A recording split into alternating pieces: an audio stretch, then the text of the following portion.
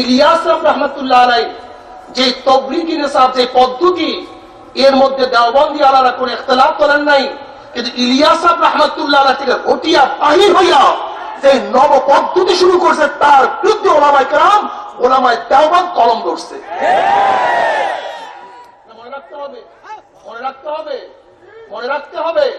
ওলামায়ে কেরাম ইলিয়াস রহমাতুল্লাহ আলাইহি তাবলীগের কলম ধরেন নাই, বরং ইলিয়াস রহমাতুল্লাহ আলাইহি তাবলীগ থেকে বের হইয়া নতুন যে তাবলীগ শুরু হয়েছে তার উপরে কলম ধরছে।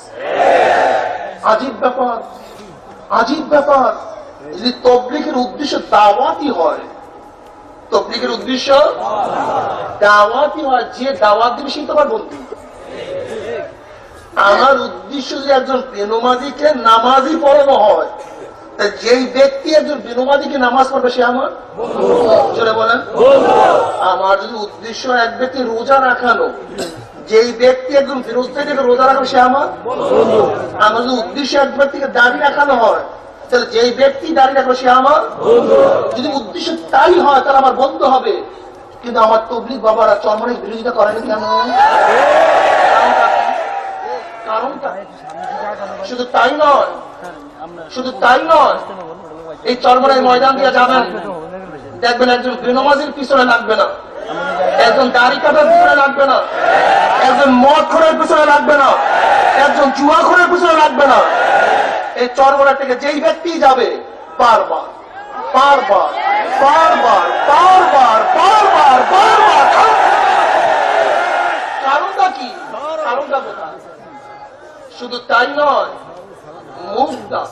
মুখ দেখ মসজিদে আমাদের এক ভাই জিকির করতেছে, এক ভাই জিকির করতেছে, সেখান থেকে নামায় পিটান তাবলীগের ভাইরা এলাকার মধ্যে বিশাল বিশাল। আজীব ব্যাপার, আজীব ব্যাপার। আজকে বলতে হয় কষ্টে। আমি গেলাম টাঙ্গাইলে, টাঙ্গাইল মার্কাজ মসজিদের সামনে ঈদগাহ, বৃষ্টির দিন, বৃষ্টি আসতেই পারে। আমাদের লোকজন, বিশাল মসজিদ, আমাদের লোকজন গিয়ে মুরব্বীদেরকে বললো যে আল্লাহ না করুক বৃষ্টি হয়েই যায়, তাহলে আমরা যেন মসজিদে বসে কিছু নসিহত শুনতে পারি। তার বসে মশওয়ারা করে জানাবো। পরের দিন এতখানি পানি ভাঙ্গা, তারপর গিয়ে বলতেছে যে আমাদের ফয়সালা হয়েছে না, আপনাদের মসজিদে ঢুকতে দেওয়া হবে। কি আমাকে বলেন, এটা কিসের ইসলাম আমাকে বলেন? আপনার কলেমা তাইয়্যিবা লা ইলাহা ইল্লাল্লাহ মুহাম্মাদুর রাসূলুল্লাহ বলেন, আমি তো তাই পড়ি। আপনি যে পশ্চিমে সেজদা দেন, আমি তো পশ্চিমে সেজদা দেই। আপনার নবী যে জনাবে মুহাম্মদ হয়, আমার তো নবী জনাবে মুহাম্মদ। আপনার যে আল্লাহ, আমার তো সেই আল্লাহ। আপনার যে কিতাব বলেন, আমার তো সেই কিতাব। আপনার যে কবর, আমার তো সেই কবর। আপনার যে কিয়ামত, আমার তো সেই কিয়ামত। যদি একই ঈমান হয়, একই ইসলাম হয়, তা আপনার সঙ্গে শত্রুতা কেন? কারণটা কোথায়? কারণটা কোথায়? হ্যাঁ, আমরা বুঝতে পারি এতটুকু, আমরা বুঝতে পারি এতটুকুই। হয়তোবা ইহুদি এবং খ্রিস্টানরা চিন্তা করতেছে চরমনাই যদি বাড়ে তাহলে আমাদের ভয় আছে, কিন্তু তাবলীগ বাড়লে আমাদের কোনো ভয় নেই।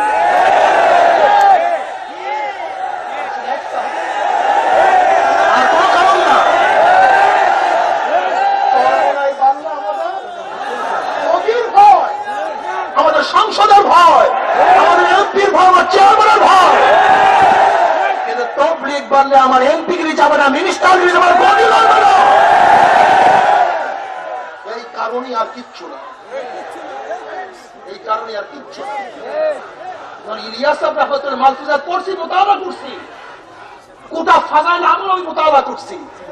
আপনারা জানেন, একবার ফাজাইল আমল থেকে যে বয়ান করছি, অনেকেই বলছে কি আপনি কি ফাজাইল আমল মুখস্থ করে ফেলেছেন? গোটা ফাজাইল আমল মোতালা করছি, আমার কোনো ইশকাল নেই, একটা লফজের মধ্যে কোনো ইশকাল নাই। লামুজাহাবিরা ফাজাইল আমল ইশকাল করতে পারে জাহালাতের কারণে, মূর্খতার কারণে, কিন্তু আমরা তো ফাজাইল আমলের উপর কোনো ইশকাল করতে পারি না। তো কোনো ইশকাল নাই, ইশকাল নাই। কি কথা ঠিক না? আরে ভাই, ওয়াকিয়া তো ওয়াকিয়া, এ তো সেদ এবং কেযেবের ইহতিমাল রাখে।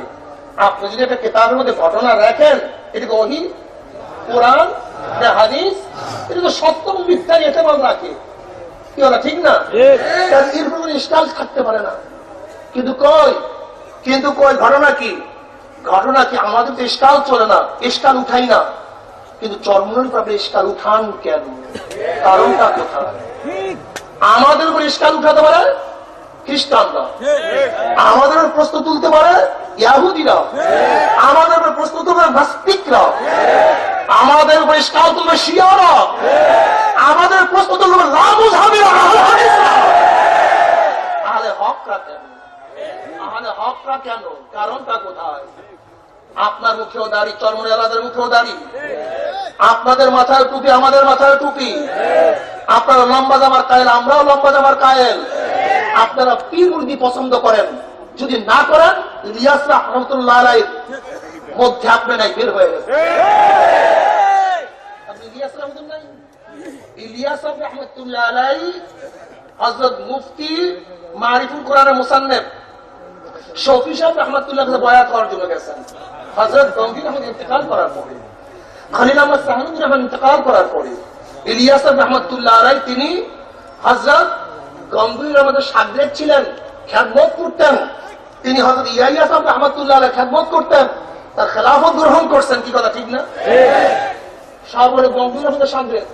ইলিয়াস রহমাতুল্লাহ আলাইহি, খলিল আহমদ সাহানুর রহমাতুল্লাহ আলাইহি সব তো গঙ্গির আহমদের শাগরেদ। কি কথা ঠিক না? আল্লামা জাকারিয়া সাহেব রহমাতুল্লাহ আলাইহি কার শাগরেদ? ইলিয়াস রহমাতুল্লাহর শাগরেদ। যদি সবাই একজনের মুরিদ হয়ে থাকে, আজকে তবলিগওয়ালারা ভাইরা কেন বলবে যে পীর মুরিদি লাগে না? তারা নাকি আমাকে বলেন ইউসুফ কান্দুরি রহমাতুল্লাহর শাগরেদ, একজন মুরিদ, খলিফা।